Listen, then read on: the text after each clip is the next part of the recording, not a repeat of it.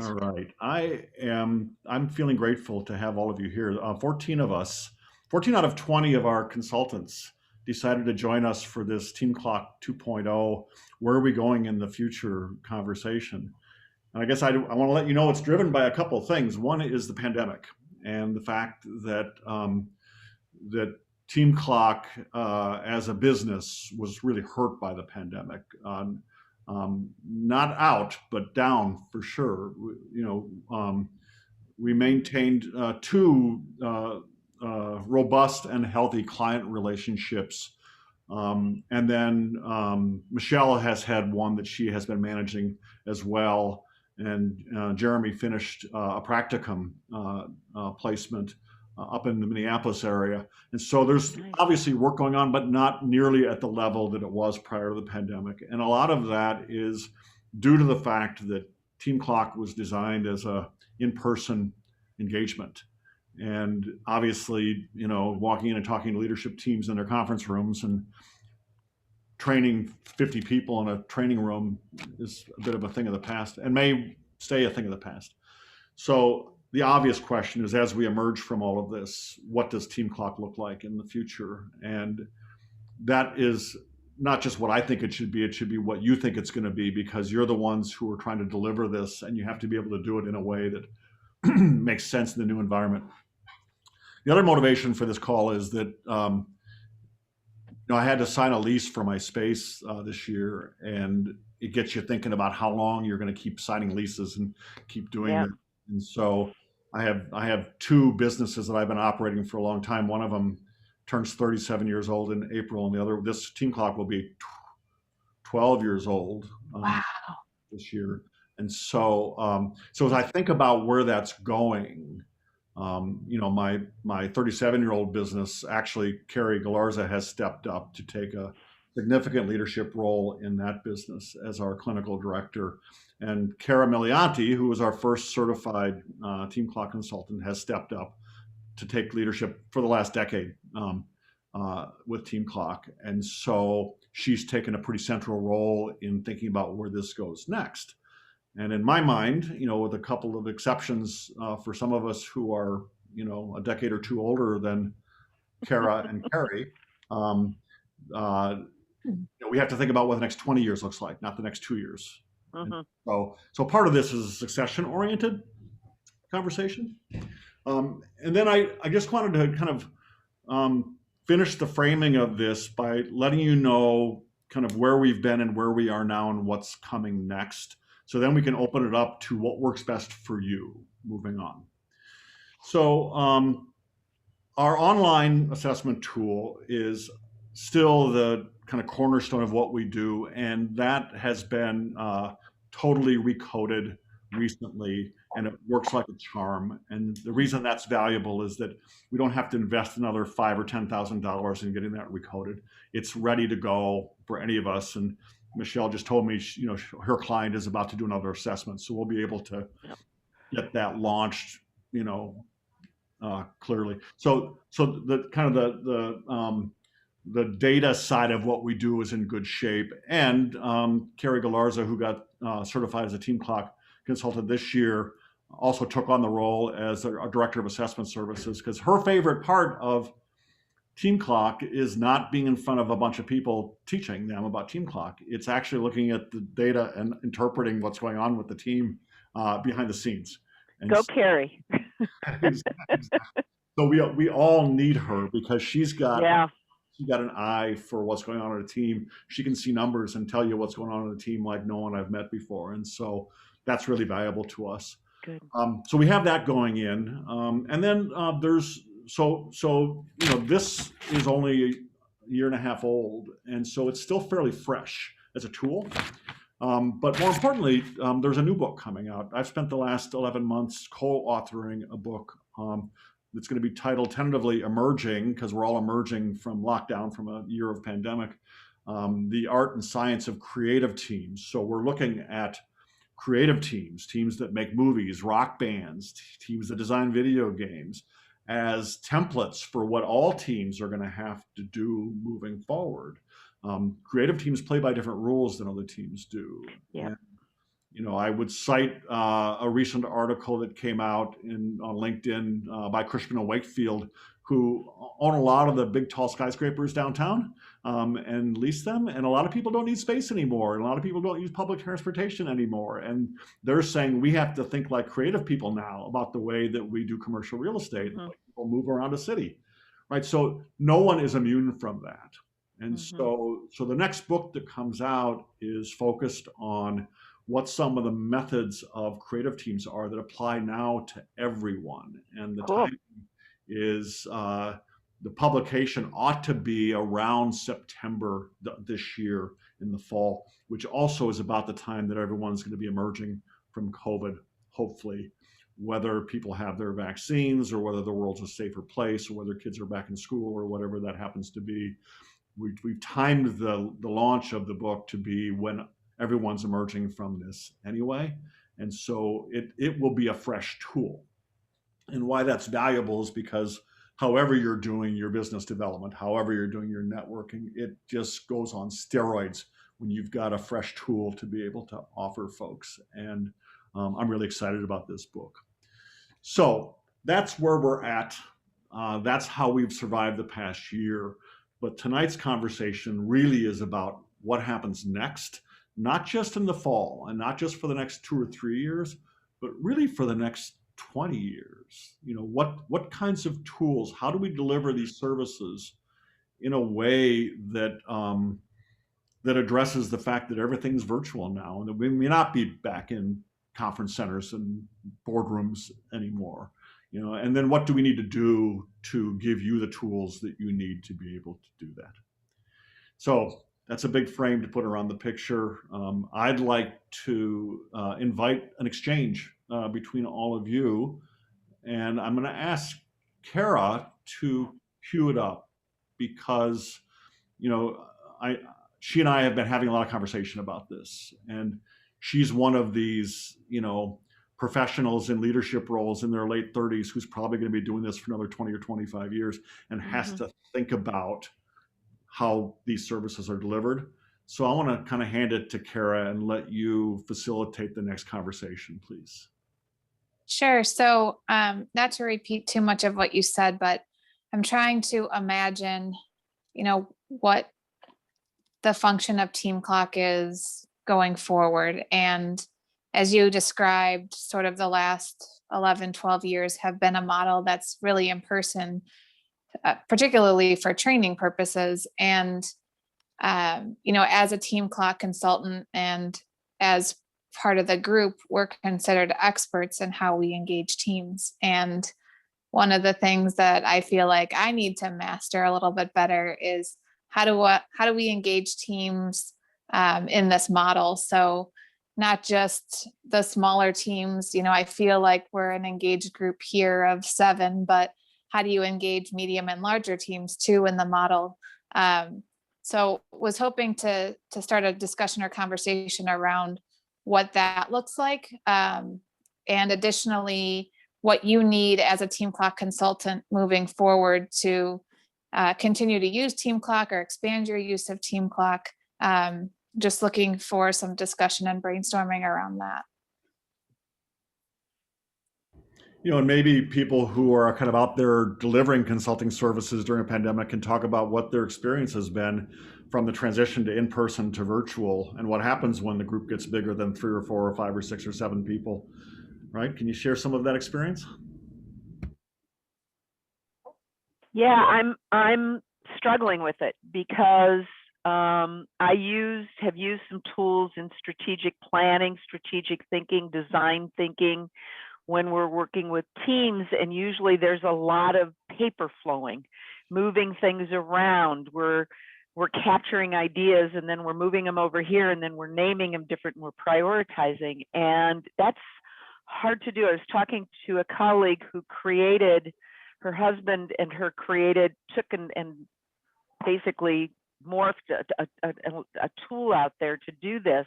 And we're all asking, can we buy it from you guys? Because we don't have anything. So when it is larger groups, it becomes very, very difficult to do that. So what I'm finding we're doing is doing larger groups on Zoom and then breaking people into smaller teams and then bringing ideas back. It's still not ideal, but it is creating opportunities for people, making certain that more people are engaging. And so we're taking the top leadership and middle leadership and really trying to kind of bring leadership styles and abilities up, and creating greater capacity in organizations doing that.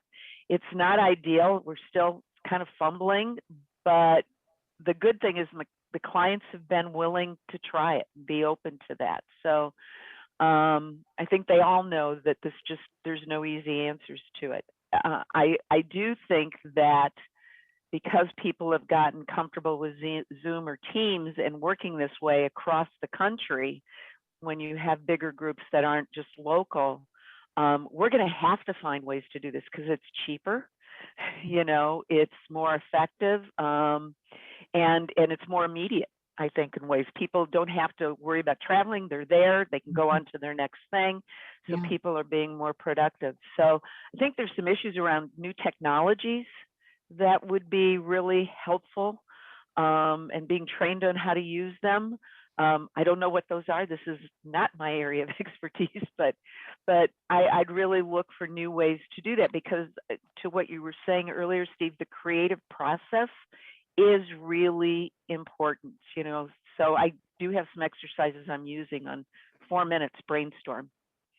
What'd you get? 4 minutes brainstorm again. What did you get? So.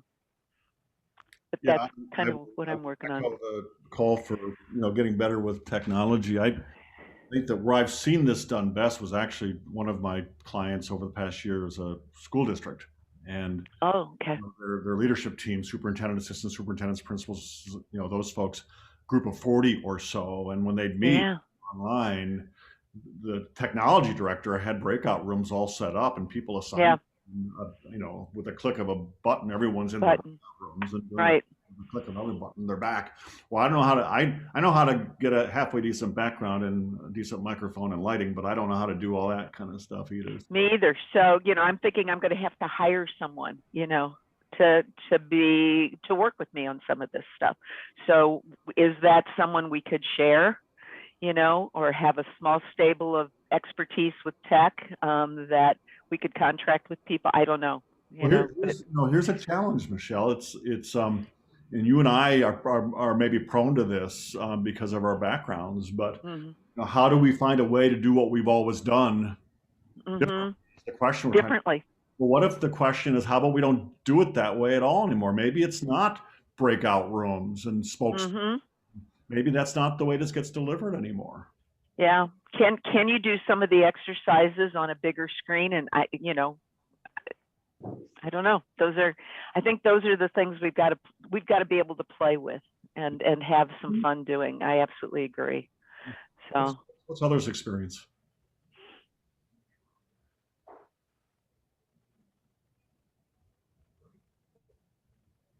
I'm thinking less as a director, because I haven't done any other than my practicum, as you know, Steve.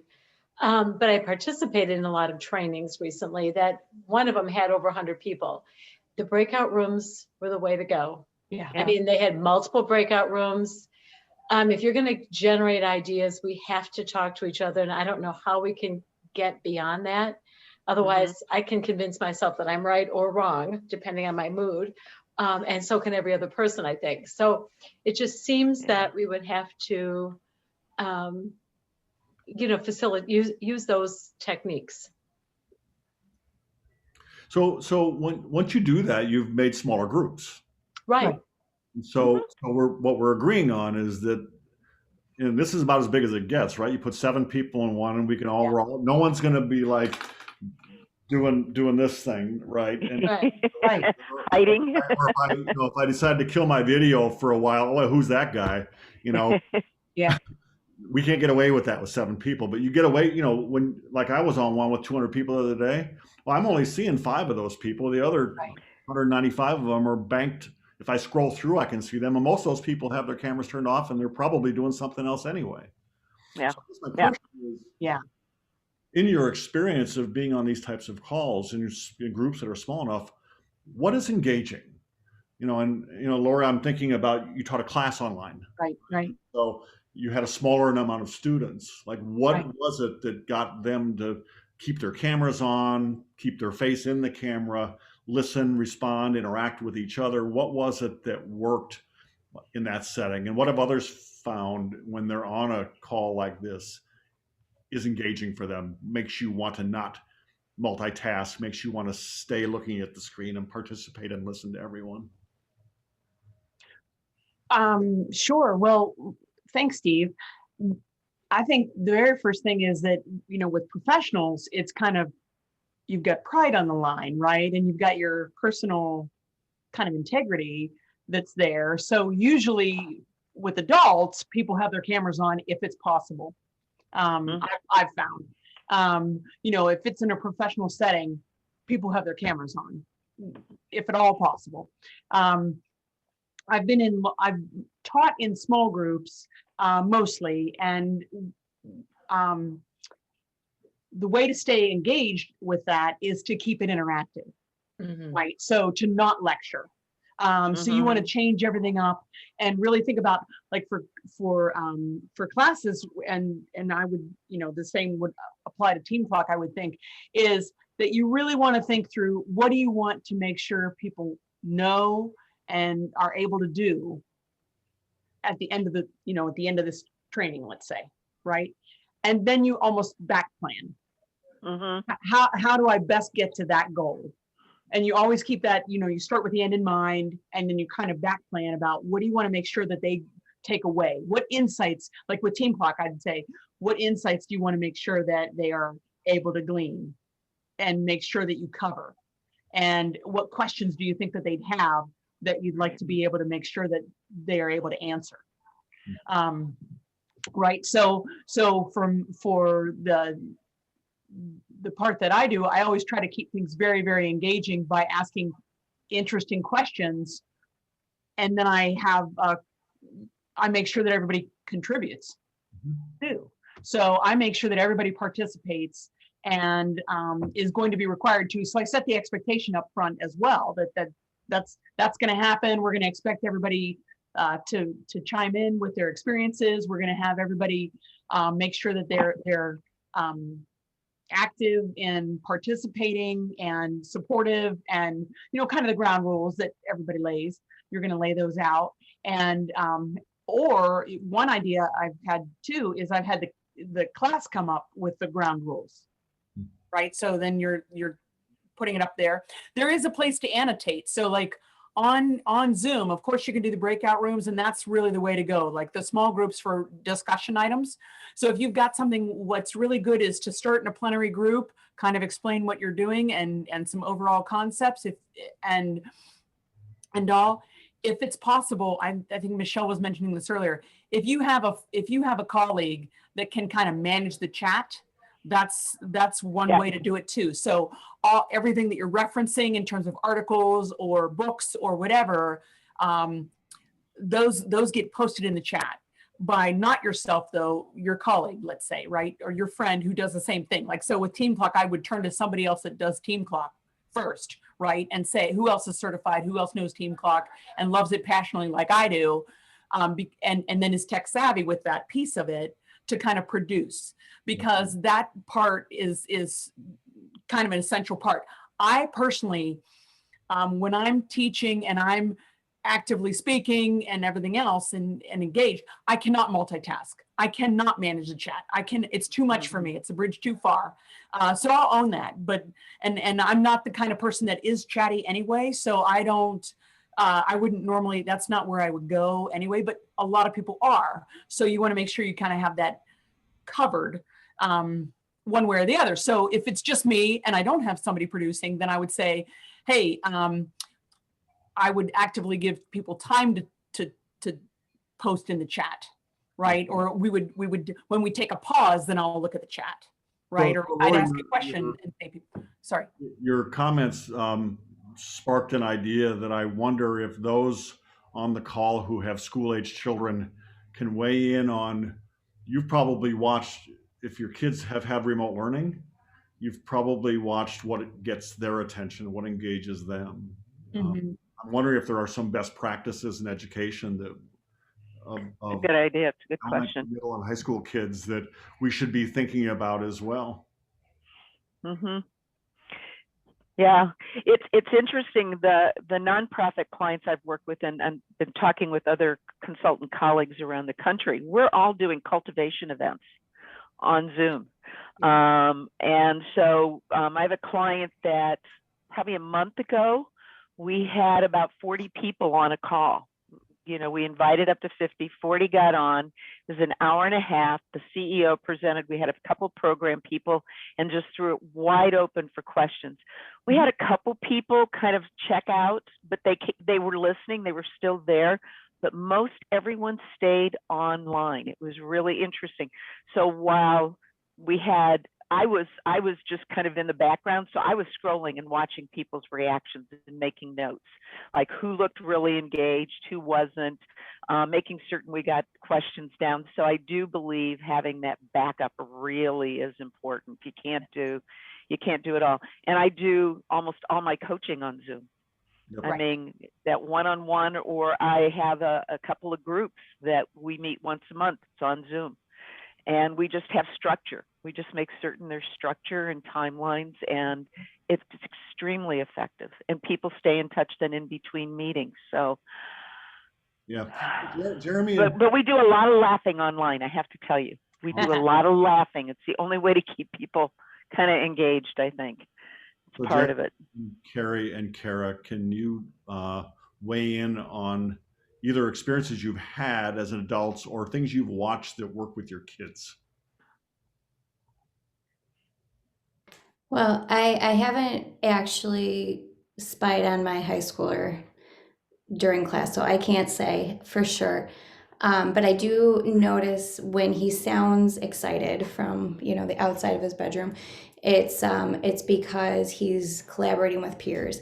So it's more just more than question and response from the instructor, or I'm going to go around and get everybody's idea, but it's actually collaborative communication with peers. So I assume that small group breakouts, I know that's a lot of what my middle schooler does. It's a huge part of what my elementary schooler does.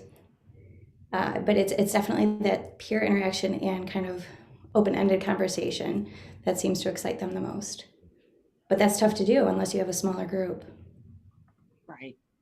I have a few perspectives coming from a corporate culture. There isn't a video requirement. And so I think that makes it easy for people to disengage. And when there is, the groups are really too large to have everyone engaged in our meetings. So I think that's part of why I'm struggling with it and why it's a challenge for me. And I'm trying to learn best practices because while I work with a group of professionals, to Lori's point, we don't have the same level of accountability maybe that everyone in this room does in terms of engagement and paying attention. And the other extreme, I have a 4-year-old that does virtual learning, but would agree with Carrie actually in that the same things engage him. So if he comes to the Zoom call excited about something and the teacher can pick up on that, she'll say, Luca, at the end of class, you can have a minute to talk about whatever you're really excited about. And she'll give kids those opportunities, and that will help him to actually stay engaged for the 20 minutes that he's supposed to. And, then he's really excited to share whatever he wanted to share with the class during the call. So similar technique, I guess, just different age group. Yeah. Yeah. Does anyone else have school age kids? Jeremy, you do, don't you? I do. I have 2 teenagers, a senior and a freshman, but my freshman has been in school in person all year. Oh, okay. Wow. Which is fantastic. And my senior is PSEO, and all the universities are online learning. I can tell you that has been a miss for her education, just in terms of her personality is an in-person and a learning style of in-person. Right. So we have to spend extra time engaging her outside of those interactions because it's also asynchronous. So she doesn't have to be anywhere anytime. Yeah, so that's a little, I mean, it's college basically, But Yeah. for a 17-year-old, That's a That's a- lot. that's a big weight on the shoulders. Yeah. Yeah, I'm gonna back up and widen the lens a little bit. I want you to think in terms of if you were going to deliver a team clock engagement in the future, and the ability to be on site is limited, and you're going to do it mostly virtually. And we know that small groups work better, and that when people are collaborating and interacting with each other, it works better. So we have some best practice around that. But if we think about what a typical team clock engagement includes, I want you to give some thought to what you would need that to look like if it doesn't look like the way it does today. So if training 50 people on a model and a methodology used to require being in a room that holds 50 people, how would we deliver that training moving forward? If getting, results from the assessment to a leadership team and debriefing that and setting goals used to happen in a conference room, and now it's going to happen, what do you need? So if you think about the components of a team clock engagement, you basically have the online assessment, Mhm. you have the interpretation of those results, you have the debriefing of those results to the leadership team, which shines a light on the things that they need to work on. You've got a large training of whatever subgroups people are going to divide their team into. You've got some goal setting and some action planning, which probably looks as close to strategic planning as what Michelle does all the time. And then you've got coaching, one-to-one coaching and small group coaching. And then you measure again at the end, right? And then if there's a re-up for another year, it tends to be weighted more toward the coaching than the assessment. Mhm. Mm-hmm. So obviously, one-to-one coaching happens pretty slick online. Everyone's kind of moved to a telehealth model. Right. Yeah. But when you think about, and obviously an online assessment can be distributed online and received online, and we don't need to be in person for that. But these other elements, the training of a large group of people, the debriefing of results with a leadership team, the goal setting, the tactics, how does that look in your world, and what would you have to have from the Team Clock Institute to be able to deliver that well? One idea that I had just when you were talking about it, is you could break people out into the functional teams, functional groups. Yeah. Right, because it's very unusual to have a team of 50 people that are all on the same team, truly the same team. So you could do functional groups, you could do a breakout that way, then you could break out into cross-functional for things that were for the training type, you could break people into different groups. And then for the debrief, when it needs to be specific to your team, then I would just do your immediate team opposed to like the group team. I would do the immediate team, and I would maybe work with the leader to figure out how they want to be present in the group, right? Because some groups do so much better when the leader is not there, depending on the leader. Right. Right. And so some groups will be really uncomfortable doing that. Some leaders will be really uncomfortable doing that. And so I think that's a sensitivity. I think there needs to be a lot of upfront conversation and structure about who's on first in terms of what we're going to be talking about, and then how we want the groups to be formed based on that. Right. So Lori, go ahead.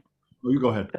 No, I'm that's kind of where my head was going, and I'm going, do I believe this, or do I think this is a good idea, as I was kind of processing? But I agree. I think it's breaking into some smaller groups and really being very strategic about who those groups are and how we're doing this. And then what the opportunity it creates is it really gives you a greater opportunity to create some stronger leadership skills within some of these groups. So, I talk about inside out, upside down leadership, coming from different parts of the organization. So we're not just looking top down. Right. The opportunity could be that we create opportunities for people to grow some skill sets that normally might be more, the opportunity would be there in a smaller group and something that is functional or cross-functional. So, this could be a really good thing. I agree. And that plus the aspect of just the safety. So you know, people are going to be more forthcoming in a group that they trust, right? That they Yep. already feel they work with well. Yeah, Or I if think not, they gain the trust because they got to work together and work through it. Yeah. right. So you guys just sparked a brainstorm, and I'm going to hit Jeremy up for this one because he and I have been working together on a different project, and it happens in these little bits and pieces. And then all the bits and pieces get put together, and it sounds like it all happened together, but it didn't, right? Mm. So Jeremy produces music, and so if I, you know, if someone writes lyrics and I put music to it, and we find a bass player in Nashville, and we find a guitarist in Chicago, and we find a drummer in Minneapolis, and they all send tracks to Jeremy from different places, thousands of miles away. He Frankensteins them all together, and you press play, and it sounds like they're all in the same room. All right. I got to introduce you to my son-in-law, Yeah. Jeremy. Well, all right. So let's just think for a second. If I wanted you to deliver training on the overview of the model, Mhm. and then I want you to deliver training on the investment phase and each of the three components of that, and I want you to do another training on the trust phase and each of the three components of that. And I Mhm. want you to do a training on the innovation phase and the two components of that, and then finally the distancing phase and the two components of that. And then I want you to do training on the application of that. Mhm. Right? So Mhm. potentially that's 6 trainings, or that could be 12 if you broke up each of the quadrants into their domains, right? Mm-hmm. Mm-hmm. So if you were going to deliver something online and you were delivering 20 minutes of something and then having an interactive thing Right. versus people in a room for half a day, does it Get some really cool stuff. Yeah. Yeah. Jeremy Frankenstein that into a song when it's all said and done? Yeah. You know where I'm going with that? So take that where you would take that, right? That what would you need to be able, if I said to you, you know, break it up into its quadrants, break it up into its domains, give people an overview, walk them through each step, and then tell them how they apply it Right. based on the training you've already had. Would you be able to come up with a little training model, or would it be helpful for you to have something that Kara or I put on a video? Like what is it that would allow you most easily to have an electronic tool that could help you if you're going to deliver a piece of training? I think tools like that are always valuable. You know, you could, depending upon the group, if you find you're not going to use it because they're off and running, fine. But sometimes they need a nudge. And so video, something interactive where maybe we're demonstrating a behavior that we would like them to be, you know, how do you disagree and have a respectful, trustful conversation, you know, something like that could be really, really valuable. And you talk about that. What did you see in that? You know, so just this week, I coached someone who was ready to go after someone and lecture him. And I said, ask him why he wrote the email the way he did. What was he thinking before you start lecturing him? You know, understand where he was coming from.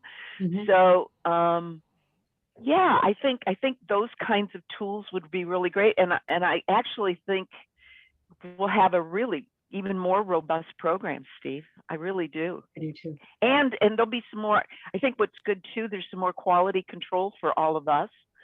So when you're thinking about your brand here, it's a way to kind of control the brand a little bit better, which is not a bad thing, you know. So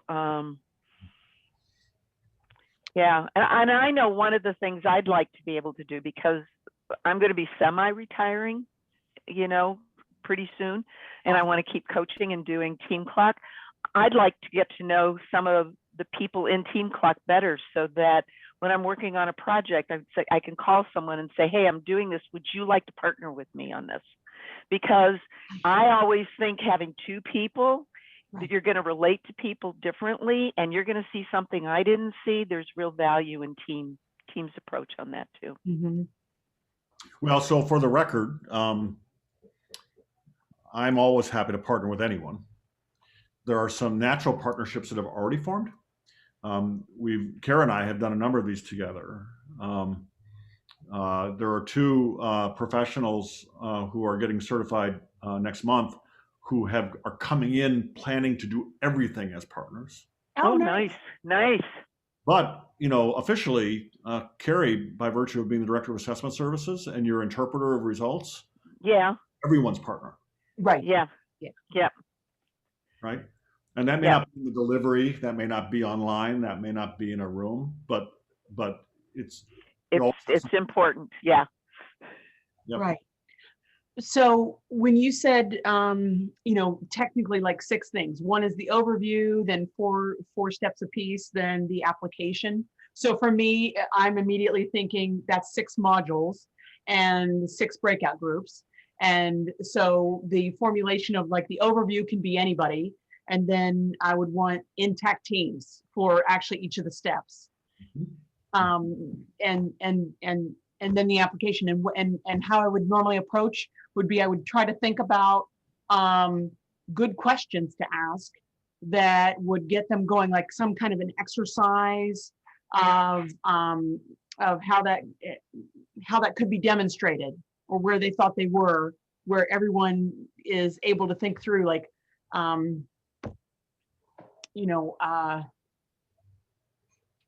I'm just trying to think of something, Well, it something quick, makes but sense. Actually, I'm gonna interrupt you because the pandemic forced us to train people virtually, Hmm. our certification process, and so it forced me to make the manual into a PDF and to think about bite-sized pieces to be able to deliver, right? And Right. so I'm going to lean on Carrie here for a second because she and Mary Beth Rex trained together in a virtual format with Kara and I training them. And it allowed for a much different kind of experience than Right. what all the folks who did it in person had. Mhm.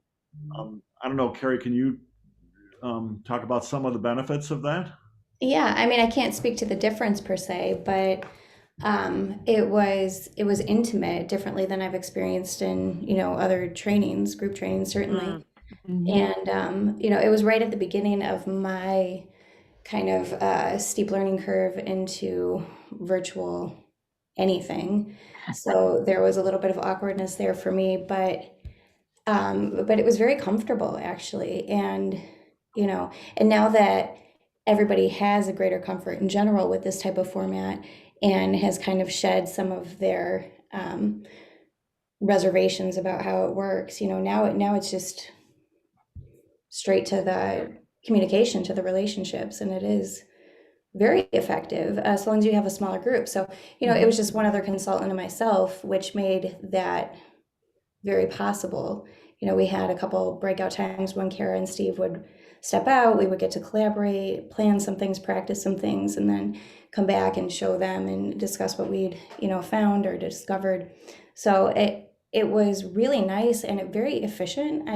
I think, Steve, you can say for sure, but I think it was actually a shorter training overall with the same amount of content. We did it in 6 hours. Oh, interesting. It was Interesting. half the time. Yeah, Yeah. and the 2 things that I remember most vividly, all of you were asked to do this. You're given a PowerPoint and said, "All right, train me on this," right? So Carrie and Mary Beth got to plan their training together while Kara and I went off and did other things, and then Nice. they trained us. And then the other one that was really valuable is we gave them an assessment, a real assessment, and let them look at the metrics. And based on seeing only the metrics, they had to tell us what was going on with the team. And that was a very rich experience because Yeah, that's great. it's just a different way of seeing what's happening, because as you all know, the data speaks to you. And it gets very real when you're in the middle of your practicum and you've made these interpretations based on the data, and then you see people interacting in a way that makes it all come alive, and you know that you hit a bullseye with it. So that's what happens. And what we learned from the online experience with Carrie and Mary Beth was that the tool works, right? That if you're looking to shine a light on where the pain points are and what to work on a team, the assessment tool and the data will answer that question flawlessly every time. Great. Interesting. Can I just jump in here on a 20-year view? Because I heard you say a couple of things, Steve, that I thought were interesting. You used the word Team Clock Institute, which is not a term I've heard you say before. And the thing I wrote down right before I got on this call was Team Clock University. and a way to teach the model as a collaborative so that we're modeling as a team. I feel like we all individually go into a team clock setting as individuals, but not modeling a team. So we're not showing them team, we're just showing them that we can navigate them through this. So I Right. wonder what it would be like. And then also hearing what Michelle said about like, well, what if we could have somebody help? And I'm like, well, why wouldn't we always have a secondary person that could be, I'm literally doing a training on Wednesday night and the person said, I will facilitate your chat for you so you can just do your thing. Perfect. Yeah, that's great. I'm all That's for great. that. Whether we can manage it or not, I don't know that we should have to. Right. And so what my wonder is could we create 16 modules that is a video demonstration so that maybe there's 7 of them that we're really strong at, but there's 9 of them that everybody else is strong at. And so can we do something so that we don't have to present all 16 until we've come to a point where we can do all 16 as a brand new person coming just out of a practicum. And I had a shining light example. It was crazy, but there were no, what they would call pain points. It was all like high yellow. So, and they moved a lot. However, it just, there was not like a working thing and they did all the work. And so I didn't get to engage them a lot in the action piece other than facilitating managing through 12 months of COVID. Which was You had an executive director who took it seriously. very and- much. And Yeah. so that everything cascades from there. Talk about, the testimonial we have from them on the efficacy of this and You the should have number. heard the video I got last week. You got a video too? I wish Oh, there was a 15-minute video that was on the board meeting of a leadership person basically giving the most glorious testimonial ever. And Wow. I didn't have the record button available. yeah.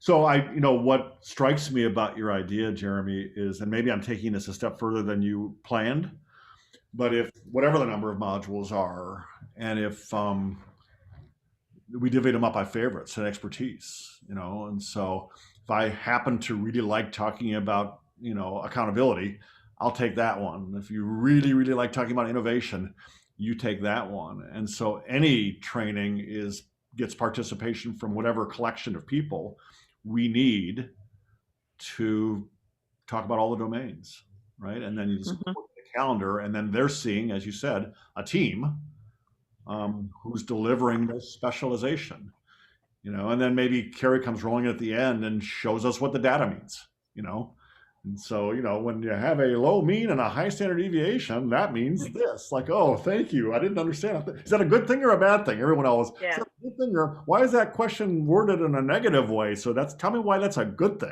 right? I'll do it in that voice too. You definitely do it in that voice. Yeah, Jeremy. Yeah, the first time I did that with a client, they were so confused, and I had to just kind of step back so I wasn't confused, and then walk them through it again. And it's. Yep.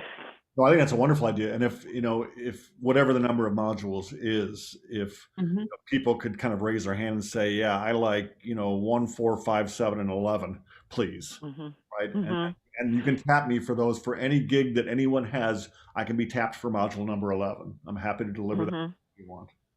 Yeah, that's a great idea. Yeah. So you're acting like a sound engineer who produces music from all over the Well, I try. Yeah. And then just on the technology question, is there a way that there could be a team clock standard in terms of like, these are polling questions that we can use for these types of modules. And if we have a breakout room, like it's all branded that way as well. And then everybody, to Michelle and Lori, both of you saying like, can be presented all of the same. And so it's just the same theme. And then no matter where they go, they're seeing the same thing. Yeah. Well, interestingly, to your first point, Team Clock Institute is how we were chartered as an LLC in 2009. And so we're the Team Clock Institute only up until, say 2008, when we acquired the moniker Center for Team Excellence, because we got tired of people saying, what's Team Clock Institute? Mhm. And so Center for Team Excellence speaks for itself. And so we've been branding that way, and you see that on the website. And so we started to do is think about Center for Team Excellence as the home for all this, and Team Clock as the methodology that we use. And the Institute as the training center, as the home for the training in many ways. But we probably could take some of the confusion out of the branding as well. But the Center for Team Excellence rolls off people's tongue pretty easily, and it doesn't cause any confusion whatsoever about what we do. Yeah, it was even thinking, how do I talk about my role? Because I'm redoing an entire website. So I put executive leadership coach and team, what did I say? Team effectiveness consultant. Yes. But I don't know if that's how you want us to brand. Well, that's, You know. So I'm just going to suggest, hold on a second. I'm going to share screen.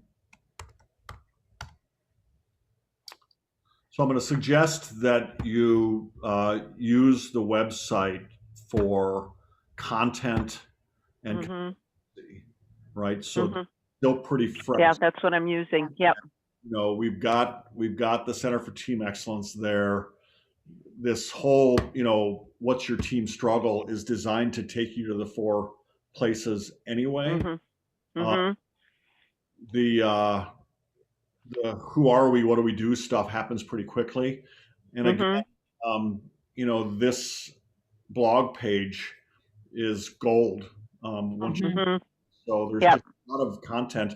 When you go to the articles page, you get the most recent ones, you get by category, you get best, greatest hits. But then you can go and say, well, let's see all last year's, right? Let's see all the year before.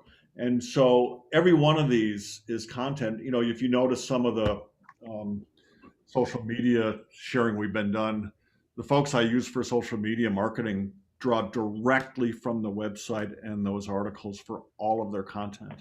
They want photos of you doing things virtually. So if you have a picture of yourself on a Zoom or sitting in a room with a computer, we just featured Jeremy in a social media post a week ago, right? We want more and more of those. Those are the ones that get us hits and give us branding. Sure. Why that's been valuable is because, to the eyes of people who follow social media, we haven't lost a stride over the pandemic. Part of that's because we have active clients that we can talk about. But part of that's because 3 times a week on 4 different platforms, we've got information going out, showing people doing the work. And so, part of I've had this conversation with both Kara and Carrie. It's like, why am I paying this much per month for social media marketing? Do I actually get anything from this? And the conclusion is, well, if it keeps it warm until we can all get back out there again, then it's absolutely worth every penny of it. Yeah. We want the world to see us as not having lost stride over the course of the past year. And I think we've achieved that. So, yeah. So we've got about 5 minutes left. Any other thoughts? Keep in mind what the overarching question is how do we engage small, medium, and large virtual teams, and how do we change our model to be more virtual and to support the kind of consultation platforms and services that you'd like to sponsor over the next years and decades, depending on how old you are.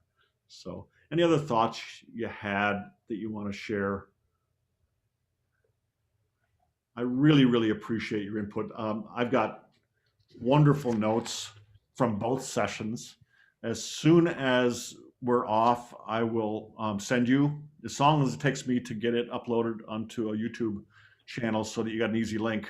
I'll send Okay. you the video from tonight's conversation and the one from this afternoon's as well, which was rich in Great. a different way. And then we'll go from there. Kara and I are going to synthesize all this information, and we're going to come up with a plan that will include all of you and build you the tools that you need to be able to continue to thrive with this model.